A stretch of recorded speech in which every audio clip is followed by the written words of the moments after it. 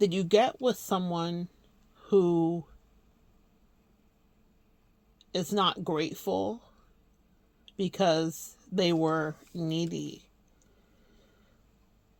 They're not grateful for what you do because they were needy. They were using you. And so whatever you give them, they were entitled to, they thought, and they expected it from you.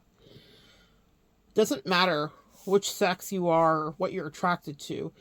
Each one of us have been subject to dating someone who we thought we were quote unquote helping or saving. They resent us for it. And really, we got with someone who was needy and not grateful. Not that someone has to kiss your ring, but you understand what I mean. And so their entitlement will disgust you. And then 10 years later, 15 years later, 5 years later, 2 years later, you're like, who is this? Well, that's who you chose because you didn't fix what was broken with you first. You didn't address your codependency and the fact that you might want to be needed instead of wanting to have someone that could build with you.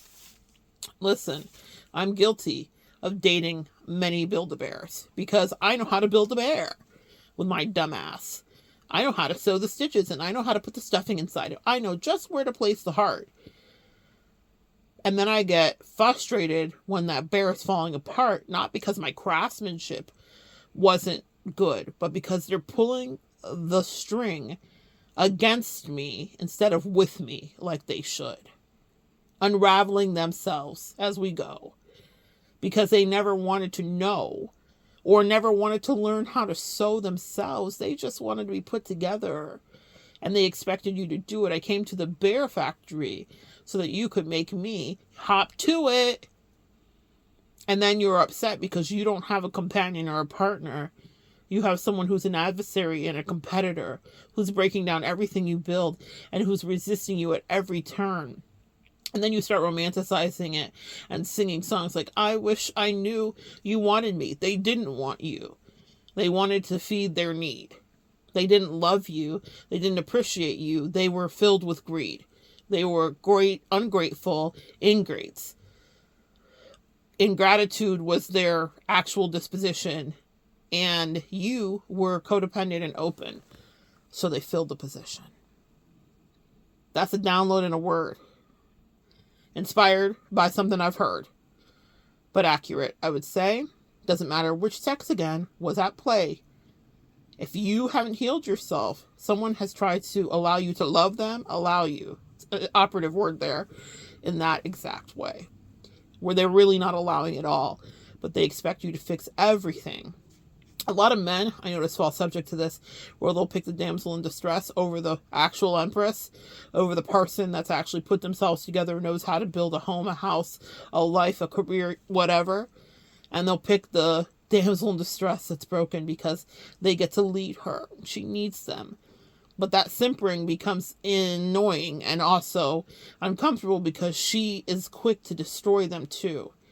Get you an empress that's going to build with you, or become an emperor who will build something with an empress too.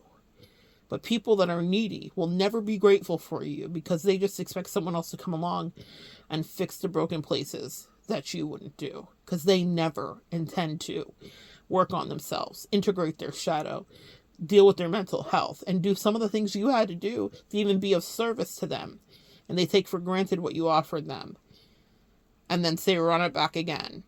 And then look at you like you are dumb, like you're ignorant, like you're not the one.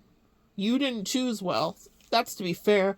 But we've all had our fair share of that kind of ill care where we were not loved or looked after because we decided we wanted to be the leader there, or we wanted to be maintenance, fix, and repair. Fuck that. Stop building bitches. Stop building bears.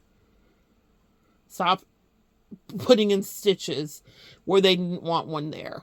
They want that to bleed out. They want to have the open wound. They like their misery.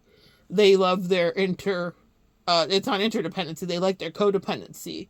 They like their toxic relationships with their parents and their family, with their friends. They like their stagnancy. Let them stay where their story ends, which is where yours begins when you walk away. Do not stay another day.